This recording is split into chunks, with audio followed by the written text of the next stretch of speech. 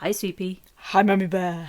Before we go any further... Whoa, I got the hand sign. Yeah. And stop. Let me stop you right there. Yeah. I have to make a correction on last week's Chit-Chats. That was with Tom, who I said was from Devon. He's got Biocentric in Devon. No, he hasn't. It's not in Devon. It's not in Devon, it's in Somerset. Okay. As he and his wife kindly pointed out on Instagram when I put the post up. So big apologies to Tom and family. You're very much Somerset. Biocentric is in Somerset. So if you're looking for Biocentric, go to Somerset. Go to Somerset. It is adjacent to Devon, but get yourself over to Somerset. Yeah. But as I've mentioned before, it is on our website, so you can just jump on there, click on the link, and that'll take you to his website. Yeah. Our website, notjustagarden.co.uk. Oh, yes. And then you'll be able to see Somerset. Somerset in big red writing, neon capital letters. Flashing lights. Exactly. But moving on to this week. Yeah. And this week, we've got another couple coming in to chat. I'm loving having the couples. It's so much fun. Yeah, it's so hilarious. like having a dinner party or going out for a meal and chatting. Just jibber jabbering. This is episode 20 and it's with Kris and Deane, who you may remember from Garden as well, 2024 episode 22. Yes, it's kind of recent in our kind of terminology, because anything else seems to be like from 2022. Yeah, from way earlier on. But this is the latter end of 2024, and they are still in Ross and Y, and they had that beautiful garden on a slight slope, meandering boardwalks. Yeah, raised off the ground, sort of rope banisters along these boardwalks. A beautiful pond, really thick, dense planting to either side of these boardwalks. Terraces, lots of roses. Too many roses. Huge foxglove tree as well. That was amazing. And both those things were mentioned on the Garden as Wild episode. Yeah. Chris talked about his love of both of those and losing count of how many roses. Yeah. But hopefully that paints a bit of a picture of what it looked like on the programme. Yeah, exactly. So we have a good old chit-chat with Chris and his husband Deane, and we find out more about the planting of the garden and also a lot about them and their backgrounds. And at one point I ask about their day jobs and we end up chatting for ages, to the extent this is funny. I had to chop quite a bit out of this episode in order to bring it down to sort of an hour and a half. I think we get it down to an hour and 20 minutes. We did talk. We were chatting for I think about 2.5, 3 hours in total. I remember the moon coming up at one point. Yeah, it was definitely past your bedtime, and it was so funny because it was as if we had gone around for dinner, because we were chatting in the evening all together. It was so much fun. I loved it. But by the time they had finished telling us what they do for day jobs, plural, I then forgot why I'd asked the question. But anyway, we hear a lot about what they do other than in the garden. Yeah, exactly. Some noises that we have. They are sitting by a window and we can hear trucks on the road their end. There's a tummy rumble at one point. Ooh. I'm not sure whose end that was from. I talk about the size of our trees, and I was holding up my hand saying this size, and obviously that's not helpful to you, so 20 centimetres is what I'm referring to there. 20 centimetres. And Chris is swigging from a metal water bottle, so you'll hear some clanking going on. Yeah, and I'm sure Hobbs makes some noise at some point, because Hobbs, of course, is involved. Although she's better in the evenings, because she's quite happy just to snooze. Yeah, she's less. It's after her sup time, so it's all good. It's her bedtime too. Exactly. So it's just like, leave me alone. I'm sleeping. Right. Well, I better say what the structure is of this podcast. So, for the Dream Garden, we have garden boundary, shed or greenhouse, 5 ornamentals, 5 edibles, 1 statement tree, pond or pool plus 1 plant, and finally your favourite seating area with 1 drink and 1 plant for that area. That sounds about right. So let's get stuck into this one. Absolutely. This is episode 20, good old chit-chat with Kris and Deane. Off we go.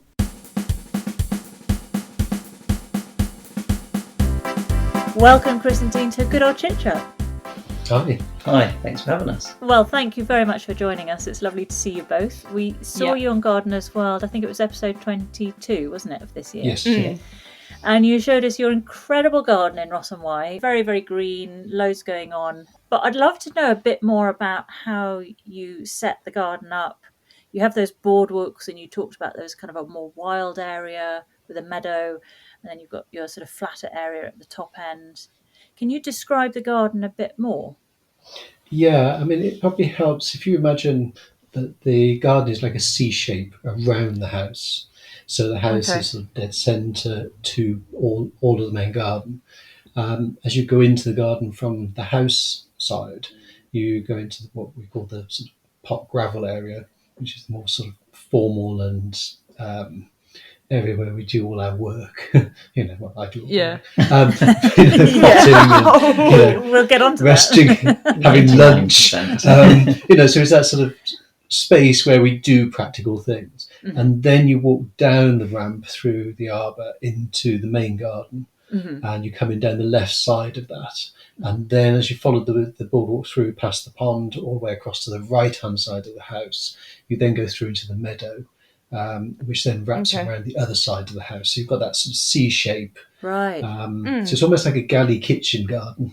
Yeah. Nice. I see what you mean. And so what's the size of the garden? I think, off the top of my head, it's about 25 metres deep. Okay. And about 80, 100 metres across. Oh, wow. So it's a pretty decent size. Wow. Is it, are you in a row of houses or are you quite separate from your neighbours? No, we're rural. So lovely. Our neighbours are down the road. Yeah. About 80 yards away to his house, isn't it? Something like that. Oh, that's perfect. Not too close, but close enough. Yeah, exactly. You need some eggs. And he's a nice neighbour, actually. He only moved in last year. Oh, okay. Good. And we've been here for 14 years. Right. We didn't actually ever really have anything to do with our previous neighbours. Now we're cutting holes in hedges so him and his dog can come through. Yes, it's just really nice. So you do get on well. And how much of a slope is there from the formal area down the boardwalks?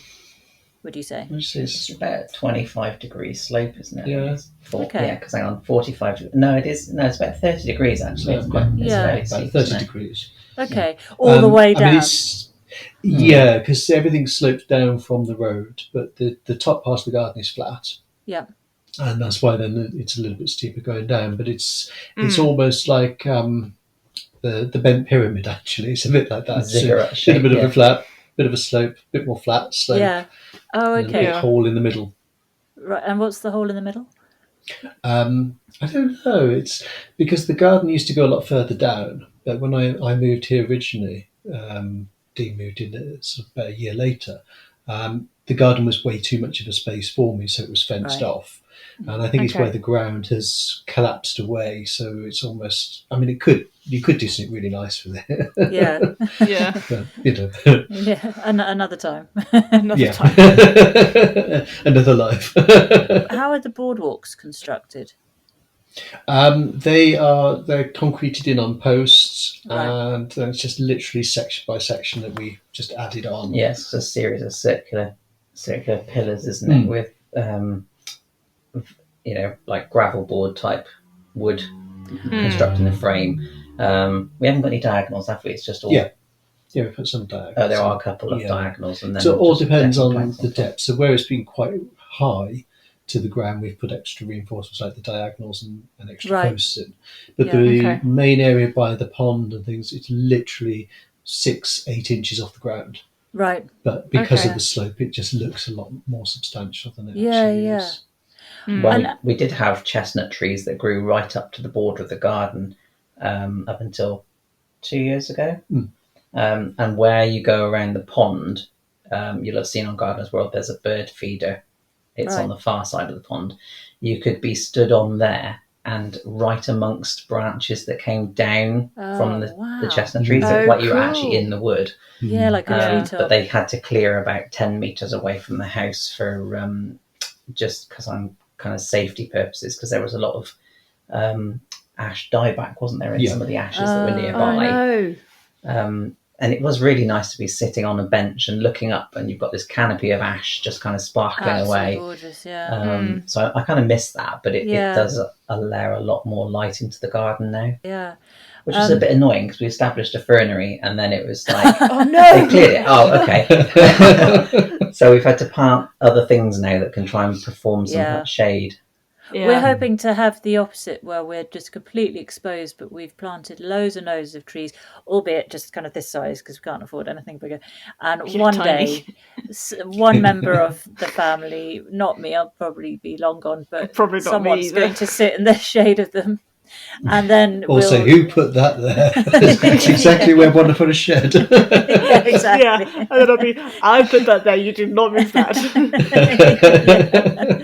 So we're hoping to go from, all these bright, drought-tolerant things to one day have a fernery somewhere would be just a joy. That'd be really And nice. also, you said on the show how you had counted...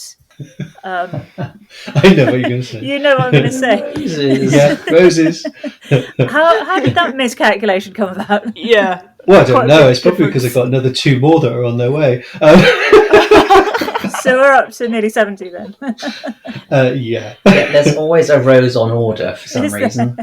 Well, actually saying that, no, because sorry, no, that's correct. There is 2 arrived not long after the filming, which I haven't included, Right. and then I've got 2 on order that are due any time in the next couple of weeks. So you're on to crikey. 71, I'm thinking. Yeah. Is that about right? Wow. I think so. Oh, no, I've is it stopped the 73? counting now. I don't know what the official number is, but there's a number you seem to get to. You just stop counting. Yeah, that, don't you, I with wouldn't be able to everything. keep up with 70 odd roses, that's for sure. It's a favourite plant of yours. We absolutely loved the point in the filming where you, Dean, did a little sketch of going in and out of the shed to get them. Yeah. How did that come about? Was that your Well, idea or was it It's Garden as because he'll say, go and get the such and such, but you won't use the right words half the time. And they didn't show the entire thing, but it was like, go and get the lopper or something like that. And we've got like a pair of secateurs. You've got the new secateurs. So you've got another secateurs with the same size blade but a slightly longer handle. Which I have to say we got because he could never find the other one He couldn't find the in other the first place. I Yeah. got sick of waiting. And then there's one of those ones with the squeezy grip that's about 3 foot long. Yeah.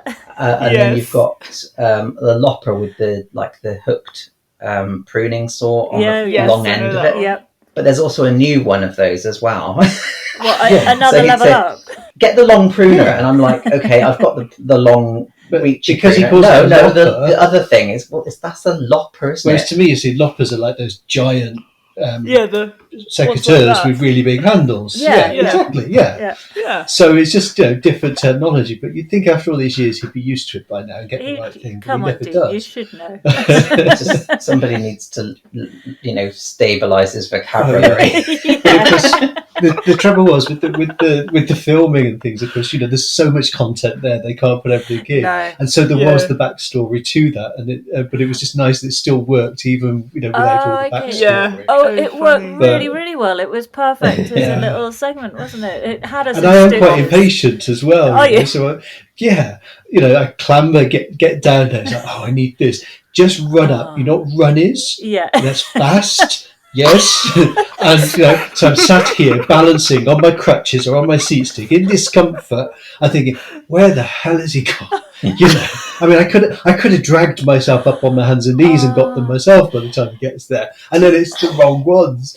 So yeah, we just have this endless sitcom, don't we, when it comes to him I'm fetching always the things? butt of the joke. Yeah. Oh, that I mean, reminds- why doesn't he read my mind? Yeah, well, what's really embarrassing about this, Chris, is I'm having this moment of realisation that this is us. The embarrassing thing is that I don't have any excuses, but I want Sweet Pea to read my mind. I want her to know exactly what I'm after because she's young and fit and she can run up the hill much better than I can.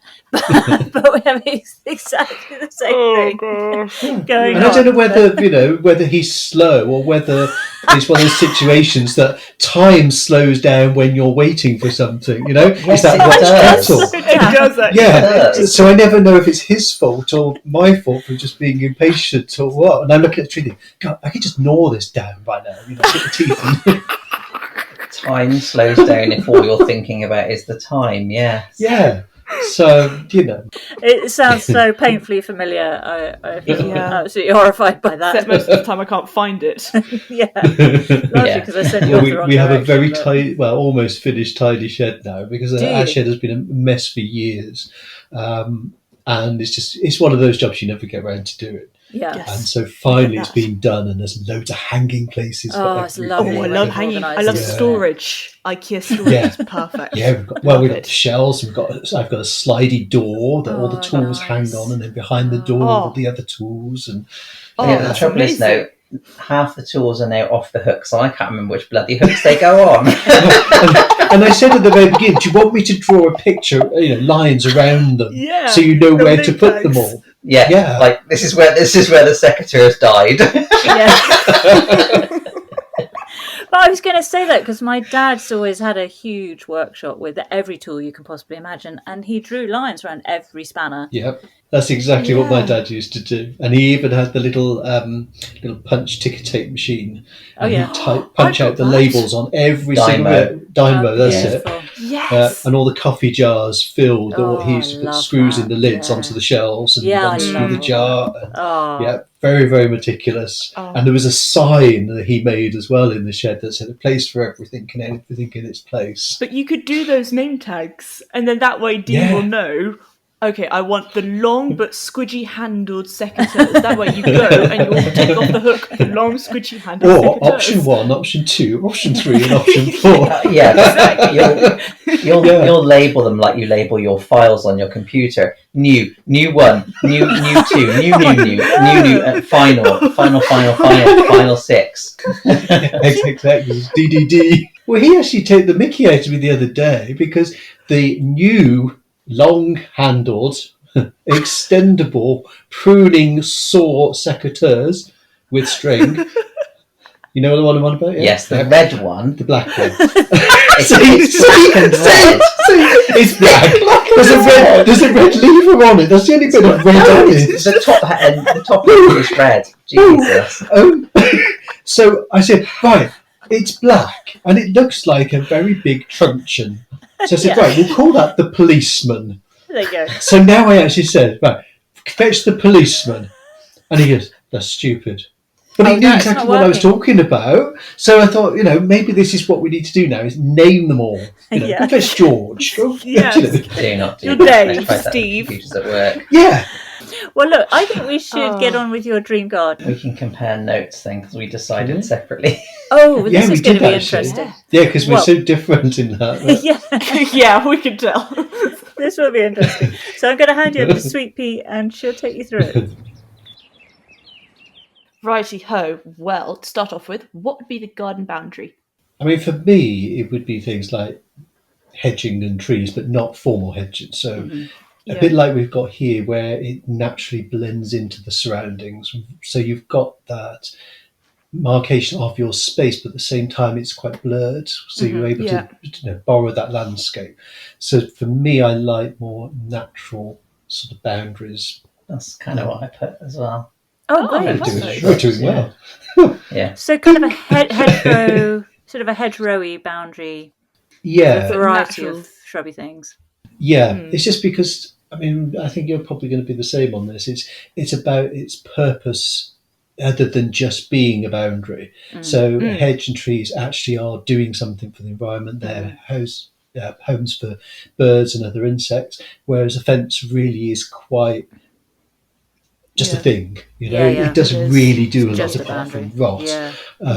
And so I just think it's getting as much out of that thing that you're Yeah. putting in your garden, whatever it is, and getting it to do as many jobs as possible for you. So when you moved Yeah. in 14 years ago, did you have any boundary there already, or was it a fence that you replaced, or what did you have? There was nothing. Nothing at all. And so, no, nothing at all. We just went straight through into the woodland. Oh, I love Oh, wow. And then the fence was put up, which was just the sheep wire and post and rail. So, and that, in a way, actually is quite nice because it's sort of there, but it's it's Open, isn't open it? You and can see see through it. through. Yeah, see through. Yeah. Apart from the rabbits. Yeah. But again, for me, I don't like that line, seeing the straight man-made lines in nature. Yeah. I get that. So we've slowly, growing hedging and different things around to soften that line up. So you've kept the fence and just planted against the fence. Yeah, 'Cause and you we've tried to do a mixture in different areas. So the bottom where we border onto the woodland, we've mixed Elaeagnus and Pyracanthus. So you've got all the evergreen foliage of the Elaeagnus. You've got the berries and the flowers as well then on those. But you've also got the berries and flowers on the Pyracanthus. So it's again trying to mix it in rather than just this solid lump of one particular plant. And, just thinking about what the birds need and, what works best for different birds for nesting. Are they evergreen shrubs? Elaeagnuses, yes. And the one we have, which I love, is Elaeagnus ebingii, and it does so many things, because even at this time of year, it's actually putting on new growth. But the new growth usually comes out a sort of golden, coppery colour. And it's very, very furry, a little bit like the new leaves on Tetrapanax. Oh, yes. It's just really, really nice. And then they go bright silver. And again, you've got a completely different hedge then. You've got this bright silver hedge all through the summer with the contrast of that new growth. And then this time of year, all that silver then turns to green. Wow. The flowers coming on it now, around October, November, which are scented. They're very, very tiny flowers. Beautiful scent, almost like a slightly sweet daffodil smell. Yeah. And then you get the fruit, which is edible, though not pleasant as Dean No, it's kind of like a metallic scaly, sort of like a translucent pink, isn't it? But yeah, they're so bitter. I think you've got to freeze them. A bit like Mahonia berries, which are supposedly edible, but they're also that was sharp. That was very funny. His face. he clambered over the garden to try them. He just shoved it in, and suddenly the life was sucked out of his face. I can imagine. What sort of size are the berries on the Elaeagnus? Elaeagnus, they're like a little droplet, so they're about an inch long, 2.5 centimetres. Oh, okay. But very, very thin. So they're like a jelly bean, actually. They look very much like a jelly bean. Yeah. Oh, they sound like they're going to be delicious, but they need some work first. And they've got a massive seed in them as well. Yeah. So they taste a little bit appley. Slightly appley, but incredibly sharp, yeah. I had a friend, I was in New Zealand working in a winery many years ago, and a German friend was also doing it, and there were olive trees, and she said, "Oh, olives!" and picked an olive and munched on it. And that stayed with her for days. No exaggeration. She still had this kind of numb tongue from eating it. But somehow someone found out what you're meant to do to olives to make them actually very nice. If you like olives, like with cashew nuts as well. It's like what to do. That's right, because they're super acidic, aren't they? And they need to be baked, is it? Yeah, they need to be I think aren't they even poisonous if you haven't? Something crazy. Because I think they're very poisonous to the people actually doing it as well. Through contact to their skin, I think. Well, that's right. They had to dunk their hands in oil when they were doing it because of burns. Yeah. To protect the hands. So maybe they have to do the same with these berries, and then they might be like something amazing later on. Who knows? Maybe that's what I'd do in an Elaeagnus and Mahonia crumble or something. Oh my God, no. Would you like a shed or a greenhouse in the dream garden? See, this is difficult because you see, a shed is the most practical thing, not because I'm a caveman, but it is. You always need that place where you can put things. Yeah. Greenhouse is very important too, but it is a luxury in many respects. But you can grow things on your windowsill, whereas you can't stick your lawnmower on your windowsill, can you? I was thinking of something like a potting shed, with like a glass roof. Yes, and wood half around and the half. rest of it. So it's a bit of a hack, isn't it? So I think I'd actually go with that. A potting shed. Yeah. So half of it is glass, the other side is good for Half. storage. Yeah. When you store, for example, a lawnmower in a potting shed, do you have the same problem with sort of dampness and humidity as you would if you were to store it in a greenhouse? We don't have a lawnmower. Okay. I don't know. What about your beautiful secateurs? Are they going to end up all of them? They might know. Well, this is the thing, because obviously your shed needs to be nice and dry and everything to keep things safe. But I don't know. I'd be inclined to think you'd probably get a nice balance, because the wood is natural, it's breathable, so it's going to absorb and release the moisture. And then you've got the warmth coming from the sun. So I actually think it would balance out to be quite a nice space. Yeah. Then you could have really, bifolding really shutters down the middle for the winter. Nice, yeah. And some. I mean, this is our dream garden, isn't it? So What colour would you have it? What, inside or out? Well, both. outside. Or No, both. I want to know Outside, inside as natural. well if we're painting it inside. Natural outside. Natural. I love it, like things like cedar and Yeah. weathered oak. I think is really nice. Well, one thing I wanted to ask is, with the potting shed and actually just with greenhouses, do you guys have a greenhouse? We do now, yeah. We got it since we filmed Gardener's World. Yeah. We realised we could make enough space to fit an 8x6 foot one in. How do you make the just 8 by space on a 6, slope? Do you dig the flat part that which is gravel. Right. Yeah. Well, this is why it's Okay. taken so long, because every time I look in the garden, I think I could just get one in there, and then I've got to think about the Just squeeze practicalities of me getting there, Right. And then I think, but that's at least 50 plants gone, or I could put 50 plants there instead. Yeah. And and then it was when the guys came to film. They said, "Oh, really surprised you haven't got a greenhouse," because I've got that going again in my head. Yeah. And then one morning I woke up and I just said to Dean, if we were to change the direction of the steps into the garden so they curve to the left, the bit at the bottom, we could put a greenhouse. What do you think? Yeah, weeks and weeks of work later. Really? Well, yeah, but half an hour later, that's ordered.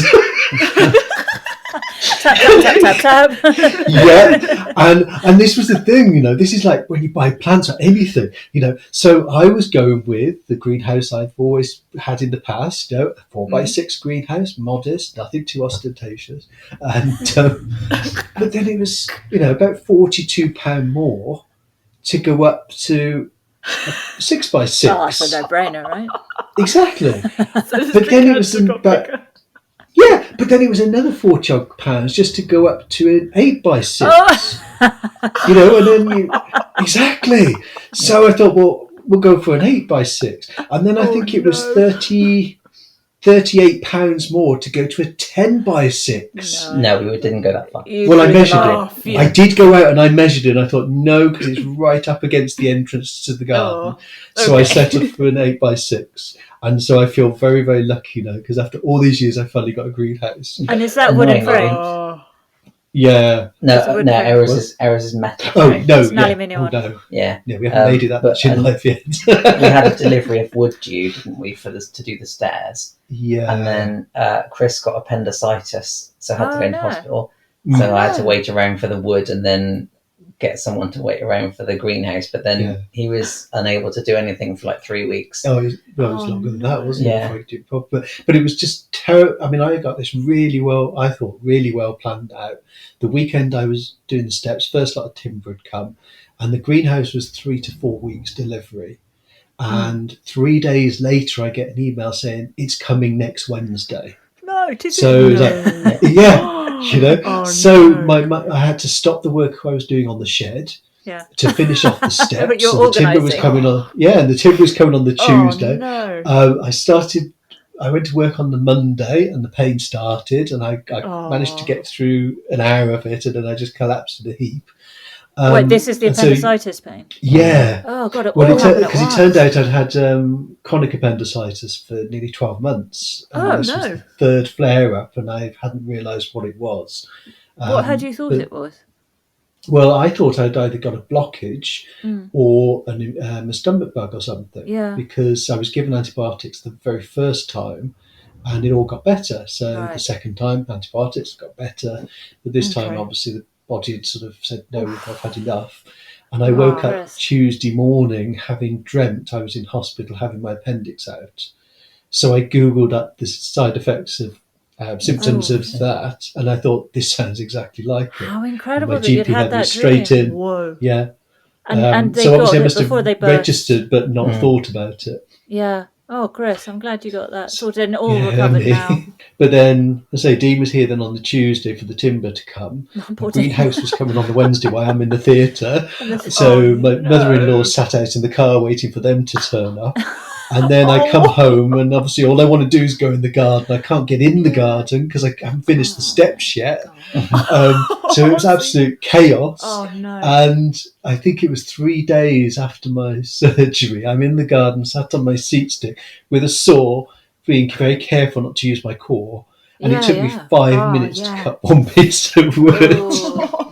And I didn't even cut no. it straight either. Oh no, so that's the worst. I know, it was such a waste. So I got Dean to measure it all up, and he took it over to his dad, who then cut it for us. And With the we saw. could get the steps sort of going. And then, of course, we had all the rain.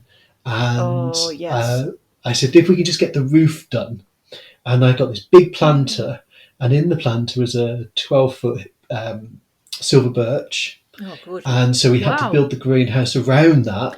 It's with it sticking out the roof. So we had one pane of glass missing, and this tree stuck out of it because I wasn't capable of moving it because of my op. Yeah. But we couldn't get rid of it because the soil in that needed to go into the planter that was in the steps that hadn't built yet. So there was this constant catch-22.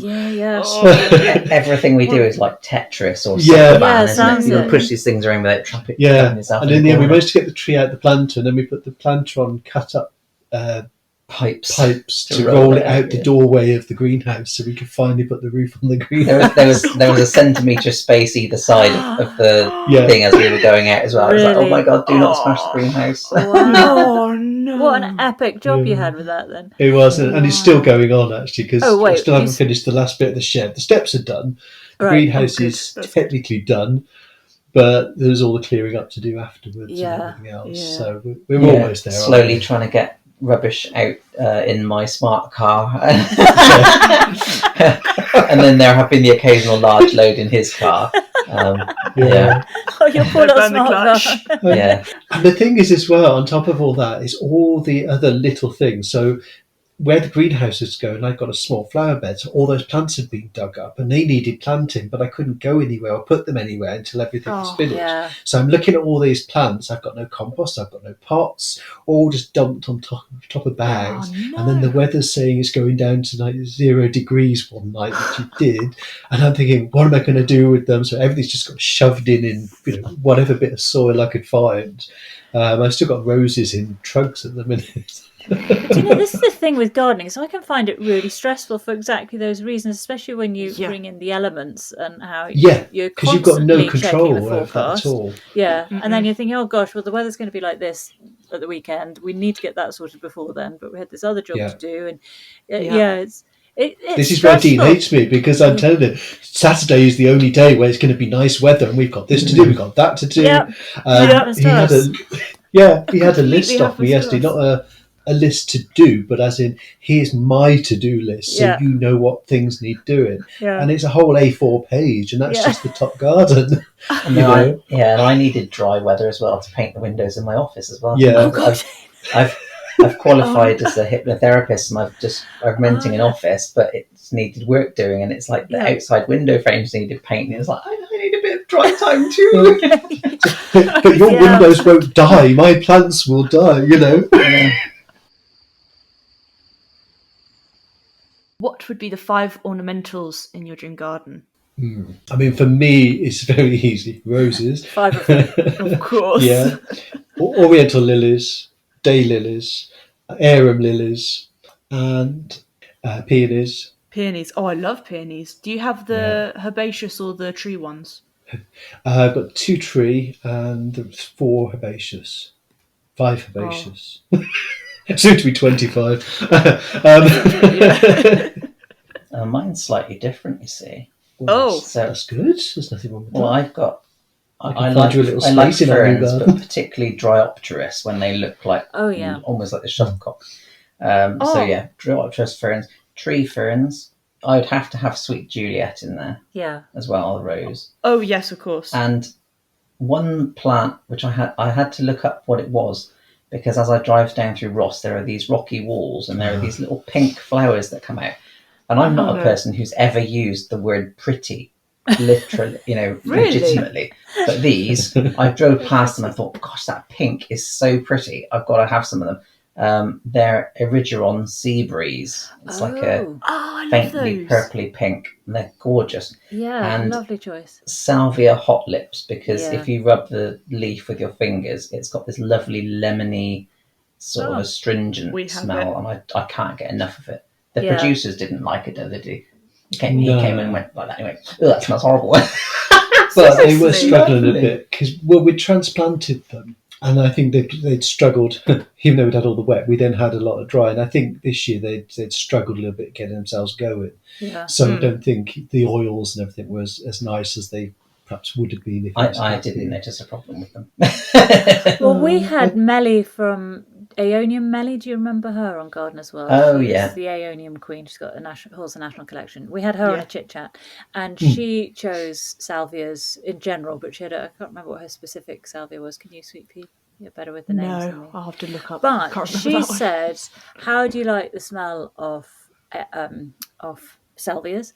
And she said, because they're like Marmite, you either love them or you hate them, and different people smell different things. And Sweet Pea and I have had exactly this problem where we have a type of salvia. Yes. It's a big leafed one. It's got a purple flower, and it's fine through the year till it gets to the end of the season. And then for me, I can't walk along that bed because to me, it smells like sweaty armpits, and that's not me trying to be vulgar or anything. It absolutely smells. I know what you mean, though. I think the bigger leaves really tend to smell a little bit more sort of acrid and sulphurous because they do produce a lot of sulphur in their oil. Yeah, of course they do. Which is why they're supposed to be a very good companion plant with roses. Yeah. But the small leafed ones, I think, tend to be a lot lot and more citrusy and fruity. I'm happy with the other ones, but Sweet Pea smells that Scleria as being very. You love the smell, don't you? And Melly was the same. She likes the smell, but Melly was aware that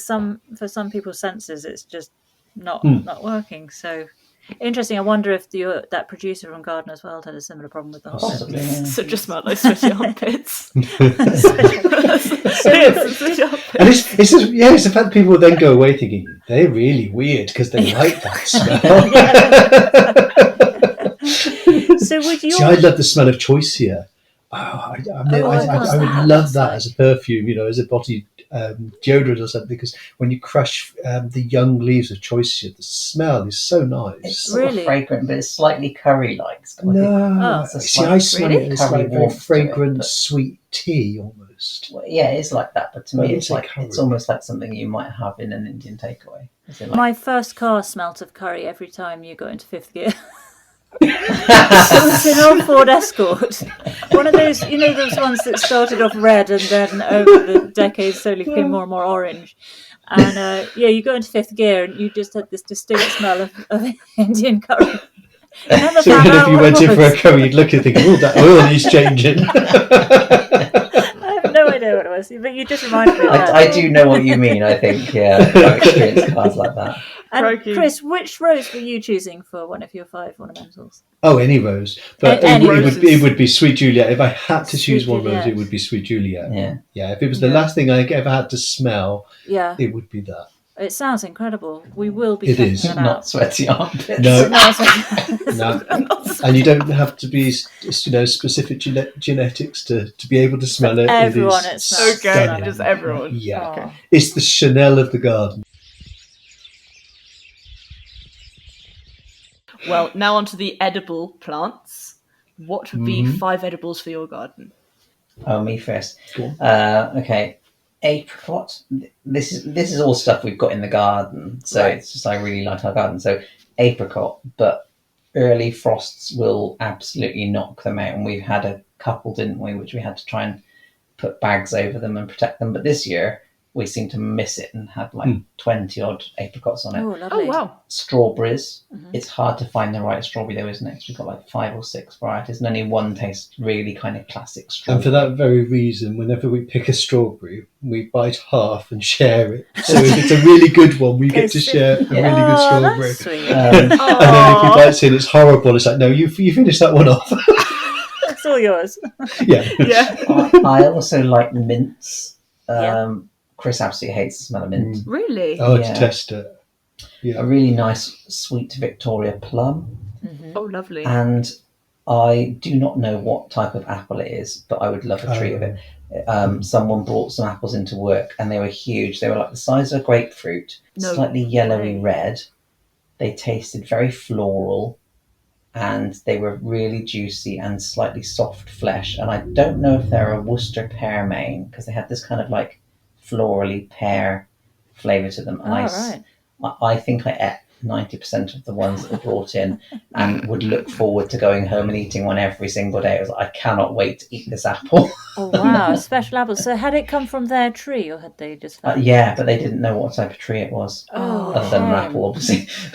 have- But being in the area, I think it's a Worcester pruning, because that's what the description sounds like, and they were from near Worcester. So Right. were your edibles then? My edibles. Yeah. Raspberries, strawberries, carrots, parsnips, and green beans. I love green beans to just pick in the garden and just munch Yeah. We did have green beans, yeah, and we've had peas in pots. Sugar snap. Was done, isn't it? Yeah. them. Yeah, we've done all those. So I'd have green beans everywhere on trellises going around my garden if I But could. also they look beautiful, don't they? Yeah. We really went for it on Yeah. the green bean front this year. Loads and loads. Oh. We built pretty solid semi-permanent structures for them to go way high. In fact, 2 meters too tall. high, because we couldn't actually reach. There wasn't a top. We can't reach the top. We're This not is the where you should get smartest some gardeners. long handles. Red or Policeman. black. Policeman. Yeah. Red or black. Option Same 4 in the shed. Yeah, option 4. But it's funny, isn't it? See, I don't like fruit, as I said, picking an apple off a tree and eating it. And yet vegetables, I love just picking, a warm Yes. green bean and just Yeah. munching away on it. Or pulling a carrot up, just shaking off the dirt. And Yeah. munching Yeah, on that. Yeah. And can your garden be visited through anything like the NGS or any sort of urban garden scheme? Or? No, we haven't done anything like that. The other thing where we are, because we are quite a small garden, is I don't think we've got the 45 minutes of interest, which is what they normally look for. Oh, is it? Really? Yeah, because my previous garden, my previous garden was also on a slope, but the opposite way around. The house was at the bottom. right. So you used to walk up to the garden. That was 2.5 acres. Wow. And I had no grass in that either. Wow. It was all flower beds. Yeah. 2.5 acres of flower beds and wandering footpaths that then Wow. split off in different directions. Yeah. And I remember the NGS coming out to assess the garden. It was chucking it down with rain. And, Oh, no. I think a lot of people don't appreciate, as in, people who are listening to this, they'll look at programs and magazines and go, oh, I wish my garden was like that. And actually, your garden is like that. You don't look at it from a fresh perspective or the Yeah. angles that camera is looking Yeah, at. yeah. Because anybody's close-ups. garden, when you walk up and look at their beds, they've all got gaps. Yeah. And they've all got something that's dying and something that's not doing particularly Weeds. well. So we actually all do have really, really nice show gardens, but we just don't realise it. Yeah. And you get used to your space as well. So for me, I could go around that garden in 20 minutes. Yeah. And so thinking, and they said 45 minutes of interest. And anyway, they were there over 3 hours in the rain. Wow. And Wow. they invited me to join. And it was a really nice experience. It was lovely seeing all people coming around and Yeah, I people can pack imagine. lunches. Because I had 14 benches in that garden. Oh, Oh, lovely. Mainly because I was exhausted, just going round it. And just Yeah. seeing other people sat there and Yeah. enjoying that space they've Taking created it in. is a very rewarding feeling. But you can team up with other people. So if there's Oh, a yeah. mini garden nearby, yeah. that generates your 45 minutes, and then yes, you can join. But Yeah. where Oh, we are, okay. we don't really have anything nearby. Nor No. parking either. No, that's the other thing as well, is the parking. Because you need to be reasonably accessible, obviously. For But people what turning about up. this great new neighbour who you've made a hole in the hedge for? Well, This sounds like it could work. yes. He's just got a big lawn at the moment, hasn't he? But can you imagine the stress I'd be under? The amount of plants I'd still have to buy for those 5 centimetre gaps I've got. I can see it. Yeah, I can see the rough and the smooth of opening to the NGS. I think it would be so much joy to see other people getting joy from all your hard work. I used to make jams as well, and we used to sell wow. the jams and everything. All the neighbours used to drop off bags of sugar and jam jars. And I used to go narrowboating, and all the canals were lined with fruit. So we used to get all this fruit for free and then make all the jams and sell all those and everything else as well. But I used to be very, very stressy then. Well, I still am very stressy, aren't I? But I am more relaxed than I used to be, in the sense of my garden I would want it to be immaculate. If I could, I'd be there hand tilling the turf, with my fingers, making sure every leaf is dusted. Whereas now, actually, I'm quite happy to say this is my space and it is how it is. And so I'd probably be less stressed doing it than I was. But it is a lot of work, though, because you do take a lot of pride in what you do. Yeah, of course. And you both work, so you, Deane, your hypnotherapy. Yeah, I'm a software developer at the moment, but branching out into hypnotherapy, so I qualified. Very different. It's going to take a while. But yeah, two near nervous breakdowns, or 2 or 3, just led me to going to hypnotherapy, and I realised it was something I could do. So I've trained up to do that now, and hopefully once that gets going, I'll have a bit more time to be able to sort of be here in the day when he needs help. Yeah. So that's a little while off yet. Can I have a copy of this, please? Yes, you will. He was offering help. I should be more flexible. And so the hypnotherapy worked for you? Yes, it did. It was, I think some of what helped the most was to do what they call journaling. So it was kind of making notes about 3 positive things that I experienced in a day.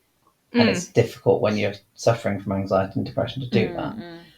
But a lot of it was actually like saying I went out and saw that the pond lily had opened, or we'd seen so many dragonflies had hatched and stuff like that. So a lot of it was really garden focused. Yeah, initially. Interesting. But I saw that it was something that I could get into doing, and it made a lot of sense to me. I don't do the style that I had because that didn't make a lot of sense to me. So I do cognitive behavioural hypnotherapy, which is a lot about modifying behaviour, and it's all very common sense. So quite a lot of the time when I've demonstrated hypnosis for people, I've taken them for a walk through the wood, and it's been a place that I go walking quite a lot, so I can describe all of the senses, and introduce different plants and textures and smells and stuff like that. Yeah.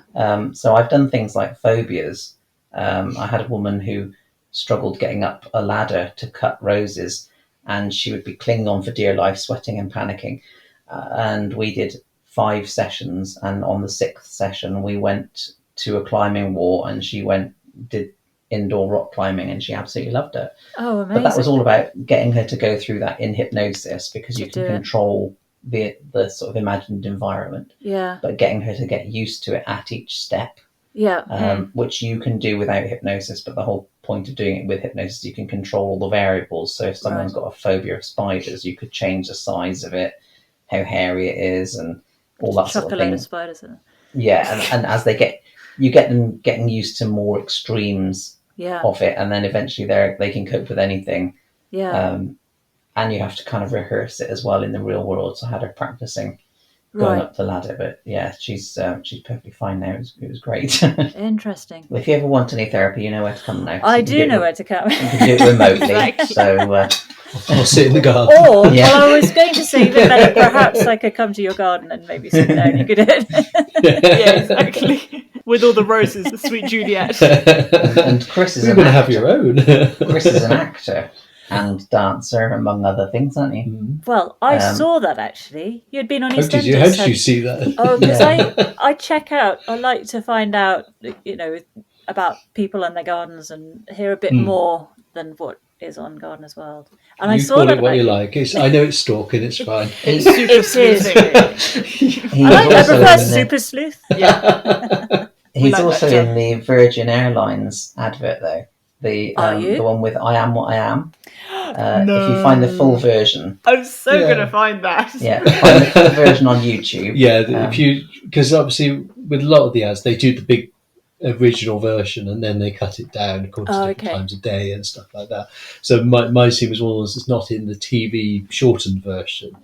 But the main ad is still there, and in the cinema it's still there, because one of my friends is always texting me, you're on again. And then he goes and watches like 3 films back to back. And I just it's just so nice if one day I'm on and I can just wheel in at the same time. Cool. Deane, I also read how you have written some self-published science fiction books. Yes, and that Kris was a model on the first. You never told me. First and second. It's hanging off a cliff with your wheelchair hanging on your back. Yeah. That's a real picture, not the cliff. Yeah, it is. It's a climbing wall. We actually did that. Oh, really? Yeah, because the first cover Yeah. The first cover I did was very bland. It was like a vector art picture of a tree with a guy in a wheelchair silhouetted with a non-disabled guy stood next to him. And then it didn't really say sci-fi or exciting or anything. And Kris said, why don't you do a scene from the book? And I said, which one? How about the climbing one? And I'm like, you what? So we went to a climbing wall. Well, after an argument, we went to a climbing centre. Okay, well, you just do this. It's really simple. You book a place, we go to it. I do that, and you do this, and it's really sorted. Simple. It's just like, okay. So we arranged for this.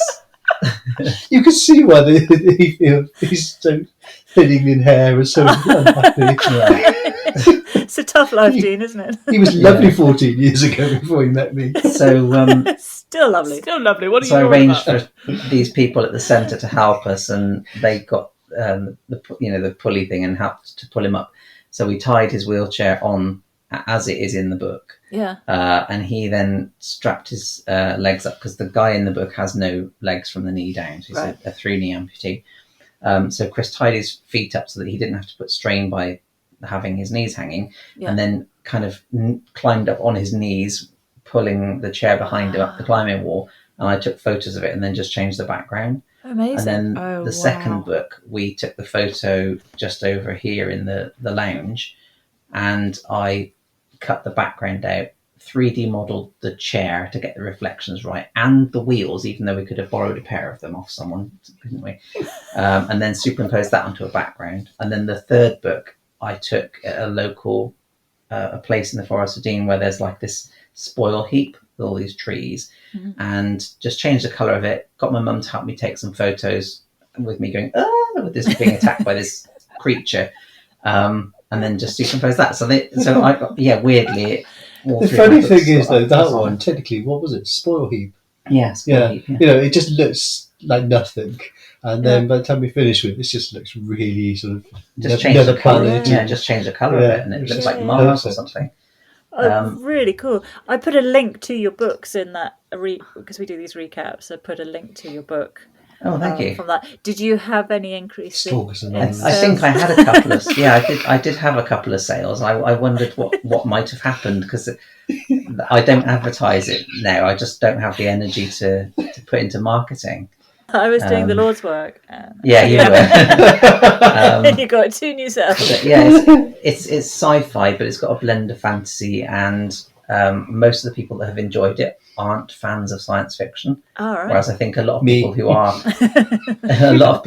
into sci-fi tend to not like to try new things or stuff that blends genres. Yeah. The thing that I like about what you've done with that, though, I like science fiction where you can relate to it, or you could imagine it actually being real in the future type of thing. Yeah. And I think that's what's so nice about this trilogy is the fact that it's futuristic, but it's realistic as well, and you can relate to and imagine those things. And the characters are based on us. No, except for there's a bit of hand wavery in it, but like the one main character is based on Kris, and the other one's sort of based on me. So the disabled guy has plants and stuff in his apartment. Oh, right. And so he is a gardener, and that does come into quite. He's also very short-tempered. Yeah. As well. I wonder why that came up. There's a lot of nature in it as well, especially the third one. And your new one that you're working on as well. You're still writing? It kind of stalled when I started the hypnotherapy training, so I haven't written very much. But during the pandemic, I discovered a field down the road that had loads of chamomile. I think they must have just put that field to rest, and they must have planted the chamomile because there was so much of it mixed in with poppies. And one day I had this idea for a book just based on the title, and it's going to be called Root System. Ooh. And it's kind of based on some of the stuff that happened during the pandemic that allowed nature to thrive. So, the lack of traffic, you had dolphins coming up in Venice and all that sort of stuff. And the ozone hole repaired as well, didn't it? All that kind of stuff all kind of comes together. And the main character in that book will be a gardener. Yeah. And I've got the idea in my head that the 2 main characters are played by Melissa McCarthy and Kathy Bates. I just think those 2 would work together very well. So it's kind of set out in the middle of nowhere in America on a hill. And Melissa McCarthy's character is the gardener and her neighbour is a farmer. So a lot of it is is set slightly in the future, and the climate is just all shot to hell, and she's struggling to keep her garden going. The farm's struggling, and a company sets up a mobile mast near their house, and they campaign just try and stop it from being put up. And then overnight it goes up, and then everything just goes downhill. So. Yeah. Oh, so tune you're in next that week. right now. I need to finish it. Definitely. Oh, we're going to have to keep in touch because I want to know about this book.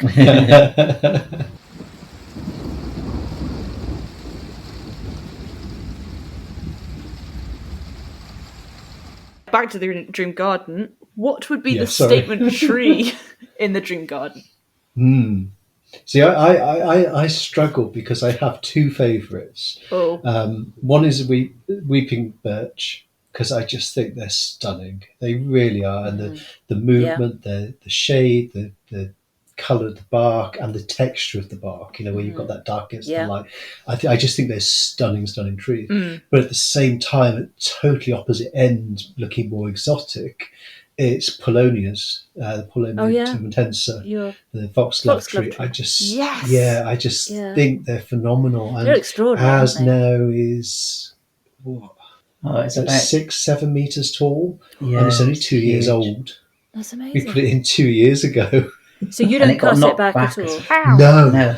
No, because most people do cut them back because then you get the bigger leaves, and they are really nice as architectural trees, but shrubs. Sorry, at the back of a border or in the garden. But as a tree on their own as well, they really are very, very nice. And they can become a little bit sort of twisted in the bark and everything because of the way they're affected by the weather, because they're hollow trunks. Yeah. So if we get a late frost in spring, they can actually split and burst through the bark. So you get this natural distortion then in the way it grows, and there's just something very exotic and unusual about it. Well, the leaves I are went amazing. for birch as well, but, Really? but the other tree that I like for how it looks exotic-wise is sumac. I mean, that's more of a shrubby you do like type thing, those. isn't it? But I absolutely love the way Have you that got the that in your leaves garden? hang. And No. Because you have to be It's quite funny. careful because they sort of have suckers, don't they? Yeah, They're they invasive, do put yeah. a lot of suckers out, but I agree they are beautiful, and And also it's- autumn colour Yeah. as well. Oh. They're Stunning. really, They're little sort of really candles. nice. You know the sumacs? Yeah. Oh, yes, the candles. Stag's we've seen. Horn. Yeah. And you only mentioned this a few months back, didn't you? And I was sort of, mental brains going, now where could we put one of those if we did, No, So I do listen to him sometimes and try and put things in that I know he's really going to like. So the But, foxglove tree, how do you look after it, or do you just put it in and leave it if you're You not? just put it in cut it and back? forget about it. Oh, my perfect. I've been saying that We love that. they are very hungry. Okay. So if you give them plenty of feed, as in manure and everything else, then they have will plenty of- grow really, really well. But there's not a lot to do. They're quite resistant to disease and pests. Right. Pruning you tend to do sort of the beginning of the year rather than the end of the year, because as they're being hollow stemmed and the sap's sort of going back down. It's sort of springtime just before the sap rises, I think. Right.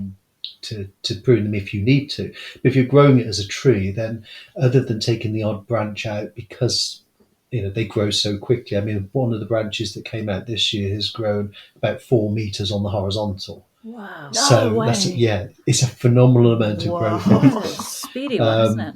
Yeah, and lots of people that have visited, where they pull in, you can see it just sticking above the hedge. Yeah. It's Oh, like, brilliant. what's that tree? Yeah, like a triffid. How long do they live for? I think they're about 100, 150 years. I may be wrong. Are you 'cause serious? I don't have a I brilliant had no medical idea. I memory. didn't think That'd they be lived that enormous. long. I hope so. I can really see hope those going so. on our shopping list, isn't it, Sweet Pea? Yes, like 5 or 10 of them. We'll see. Okay, great. Yeah. And have you seen the flowers on them? No. I don't think I've seen them in the flesh. They're no. almost like a cluster of little orchid flowers, but obviously these Oh, look a pretty. little more like the foxglove flower. Yes, Yeah. mixed. But you've got a Okay. conical shape. Oh, wow. So it looks like a Okay. very basic. Oh, actually, think of it more like a hyacinth flower. Yeah. So you've got okay, that slightly tapered Yeah. stem Mhm. with loads of flowers around, and it's a lavender colour. Oh, beautiful. Oh, Yeah, and I think it's wow. fragrant as well. And sort of as It's also known as- densely packed as a hyanth. No, It's more open, Yeah. so it's Right. almost like a bouquet. Yeah. Okay. Oh, of lovely. individual flowers. But Right. it's funny because it's also known as a princess tree as well. Oh, is it? Oh, yes. And in America, it's actually considered a pest because does so well. I think it's over sort of Florida area of America where it just happens to be really thriving. Right.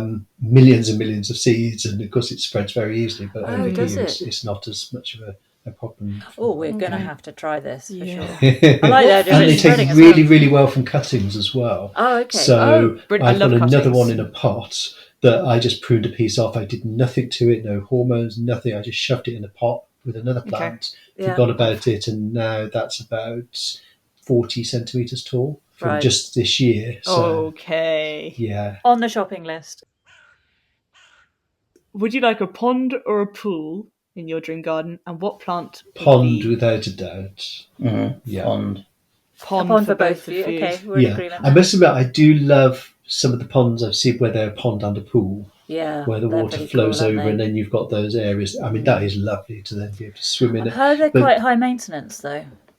Yeah, and I also worry about, we don't think so much about all the products we put on our skin and then you're getting in the water. Oh, good and point. of course- Yeah. And that's the only side of it that bothers me, but that could just be being overly protective. But no, I'd rather have a pond over a pool any day. Yeah. I think Okay. there's so much more from it.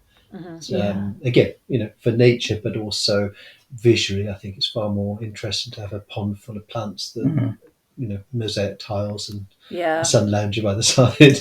Although that's quite nice. Yeah. Well, Would yeah. it be a sunken pond or an above pond? It'd have to be, otherwise the water would fall out. As opposed to a raised one.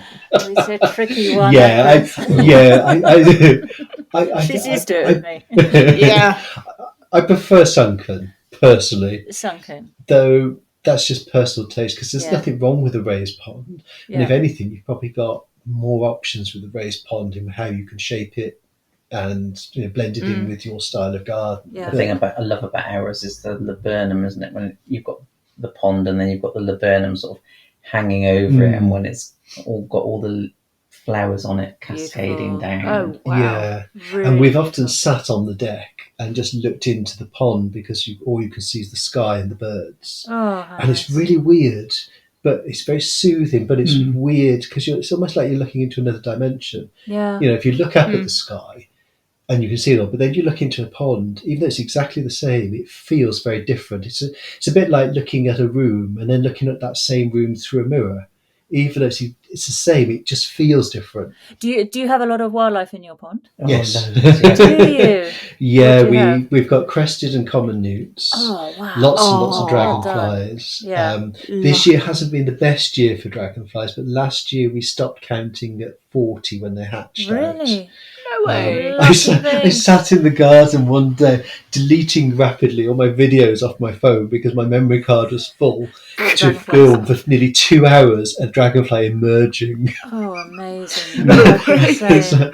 Yeah, and I've never watched it since. But yeah, it is. It's amazing. We did, and we Yeah, were we've got, so excited seeing. Pond skaters, dragonflies, Yeah. damselflies.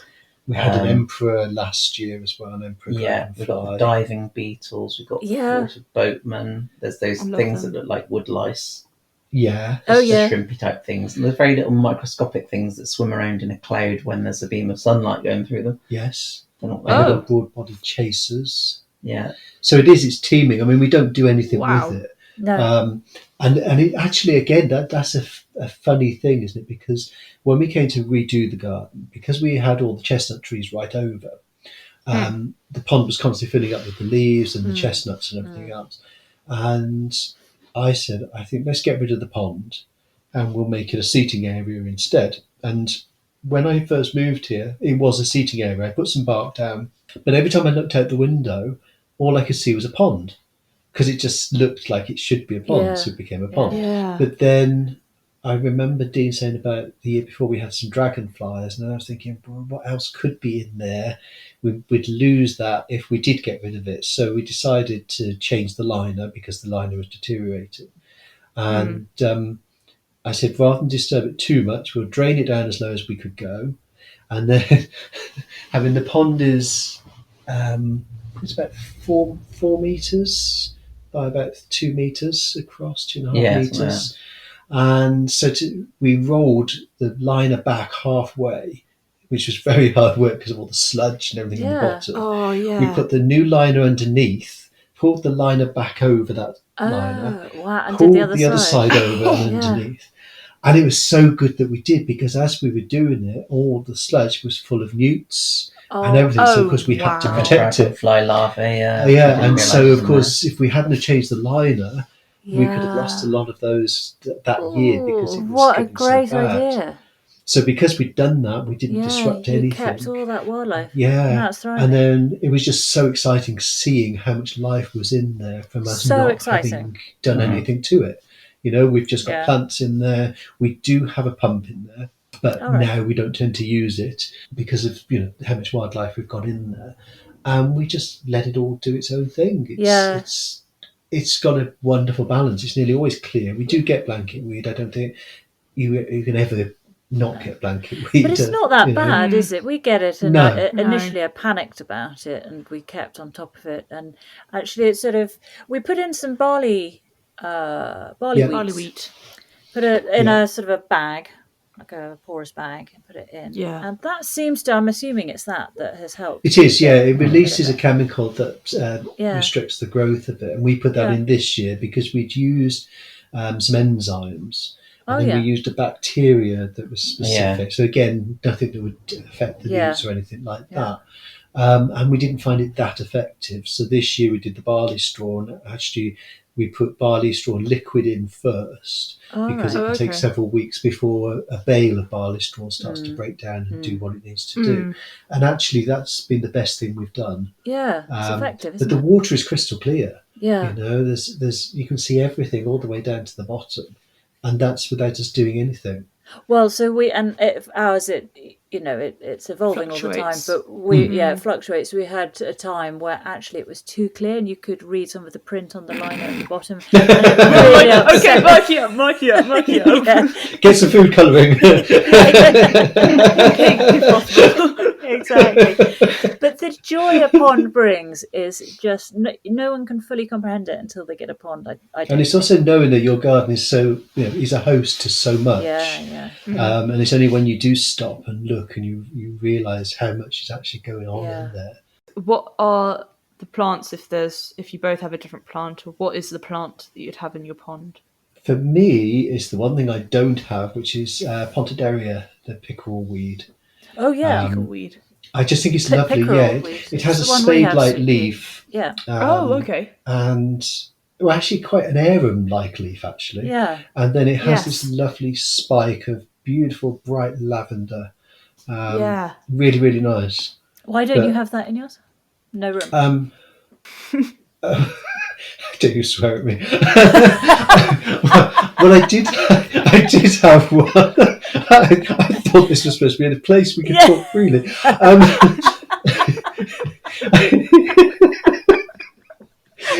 We did have one in a water feature in the top garden, but it didn't do very well.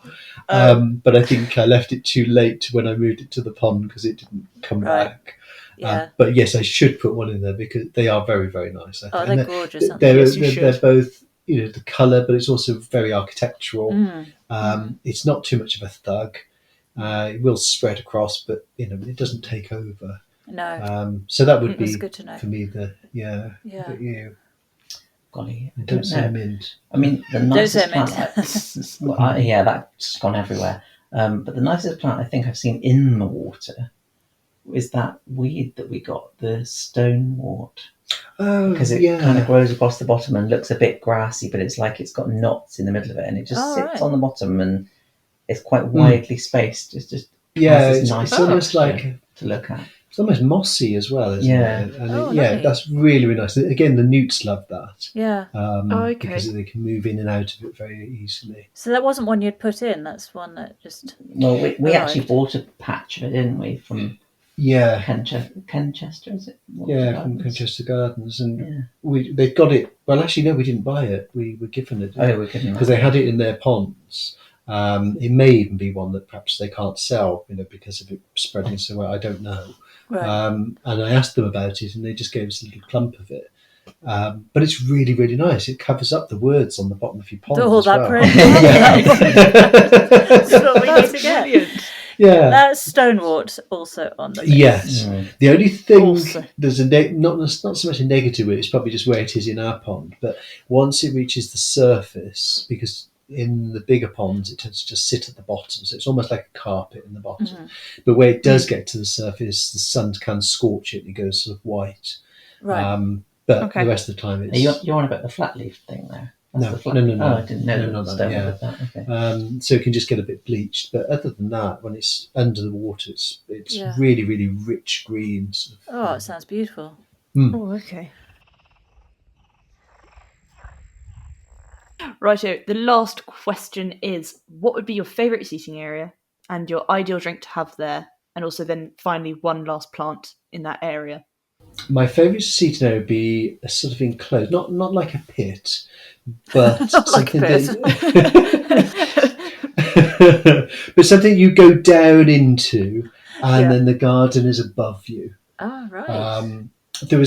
It's similar in a way. There's a part at Alton Towers when you're cutting through from the top end of where all the rides are down to the gardens, and you're almost on the flat, and there's grass and there's trees, and then there's some steps down, and you keep going down. You're really enclosed, and you go through this archway, and you come out the other side, and behind you is sort of 10, 15 metre high dry stone walls that you just walk between, and you're in this other world. And sort of like that, you can go down into it. And you've got the trees and the shrubs all coming over the top of you, but you're wrapped and enveloped in it. That's my ideal seating area. Really? Wow, I like the sound of lovely. And then I would have a honeysuckle in there just because of the smell. Yeah. Because that's just such an intoxicating sort of smell. And I'd be sat there drinking the G&T. No, plum jerkum. What? Plum jerkum, which God knows what it is. It's technically plum cider. It's something I got a recipe for years ago. It's quite intoxicating, but it's also so Moorish, and it literally is just cider made with plums. Wow! And then you can sort of dilute it down, as like a spritzer. But it's very, very Moorish and very refreshing, very tasty.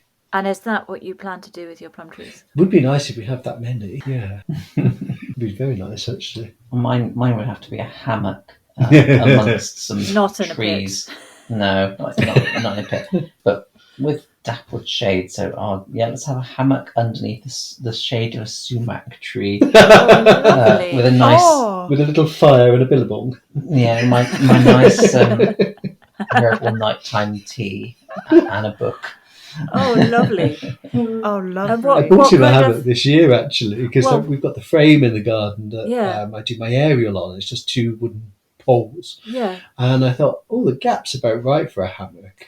And I just know, Dean used to like lying on one of the benches at the bottom of the garden and just looking up at the movement of the trees. Yeah. So I thought, you'd probably like a hammock. So I bought a hammock. And I hadn't realised he'd never been in a hammock. So it was quite funny. It was like watching a cat in socks, as he was trying to get on the little thing. Get balanced. Yeah, and then he was just in there all wrapped up like a little butterfly in a cocoon. And we really was enjoyed it the comfiest thing you've ever lie down? It took a bit of getting used to, but yeah, it was quite nice. They are incredible. And then it got a bit scorchy because we haven't got any shade. So you need that sumac tree. Is it a string hammock or a canvas hammock, or what sort of hammock? Neither. No, it's cotton. Like cotton, woven cotton. It's like it's one of those sort of Mexican woven cotton ones. Yeah, beautiful. Kris, what will you be sitting on in your pit? Oh, yeah. I don't know, actually. I think just cushions. Mm-hmm. Just cushions on the ground. Just cushions. Just nice, simple. Yeah. Yeah. Because I'm not keen on garden furniture. Mainly because I just resent how much ridiculously they put so many extra noughts on the end for something. I don't quite understand that. But I just find it so expensive for what it is. But maybe I'm just stingy. I don't know.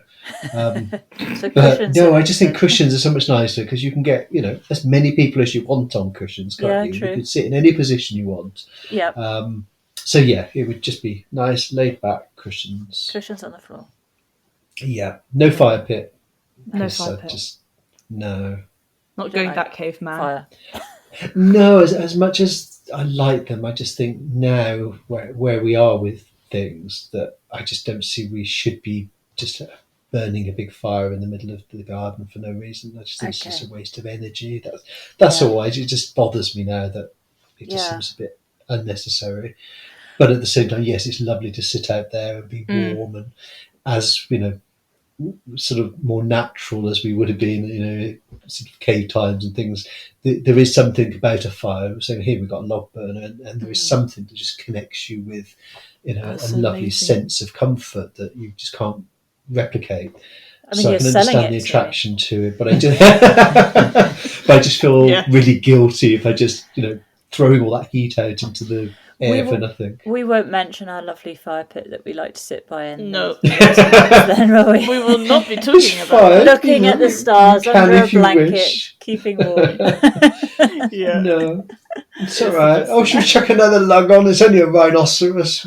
Yeah. It's all but fine. No, as I say, I don't judge people for it. For me, I just feel guilty doing it just because of how I feel about it. Yeah, but I don't think, oh, you bad person, because somebody else does. Yeah. But I mean, I did years ago have I had a little bell stove on my. I had like a pavilion because I could under a coconut tree, and I had a little bell stove there, and it was lovely in the winter. Put some twigs on, and feeling that heat. So I do understand the reason for having it. It is very, very nice. But, it just jars now. Yeah, I understand that. Well, I'm going to read back the dream garden of your choice, just in case there's anything you're like, that was not meant to happen. So there's no pit in mine, just saying. Well, the garden boundaries for Kris, he had non-formal hedging, trees, blood, edging, and Deane as well, with, for example, Elaeagnus, Pyracanthus. The shed or greenhouse, you were going to have a potting shed, half glass, half wood, natural cedar. For all, I put in capitals, the secateurs. Then there were 5 ornamentals for Kris, roses, all of them as well, in capitals, oriental lilies, arum lilies, peonies, and daylilies. Then for Deane, it was Dryopteris, tree ferns, sweet Juliet rose, Erigeron sea breeze, and salvia hot lips. Then 5 edibles for Deane, it was apricot, strawberries, mint, sweet Victoria plum, apple, possibly that Worcester pearmain one that you thought it was. Mm-hmm. And then for Kris, it was raspberries, strawberries, carrots, green beans, and parsnips. Your one tree, both of you liked the weeping birch, and then Kris, there was a special mention to the Paulownia foxglove tree, and Deane was the sumac. Then finally, you wanted a sunken pond. Kris, your plant was a pickle weed. Deane was a stonewort. And then finally, for Kris, we had a sunken area, not a pit. I repeat, not a pit. With trees around and walls and cushions on the ground to sit down on, with a honeysuckle and then a plum jerkum, which is plum cider. Never heard of it before. And for Deane was a hammock under a sumac tree, dappled light, herbal nighttime tea, and a book. And there we go. The only thing I would say is pickerel. Pickerel, not pickle. Pickerel. Not sandwich pickle. A nice cheese and pickerel sandwich. Okay, I'll have to write that down. I was just getting hungry. I've got to go. Okay. Well, that's been a good old chit chat with Kris and Deane. Thank you very much. Thank you. It's been a pleasure.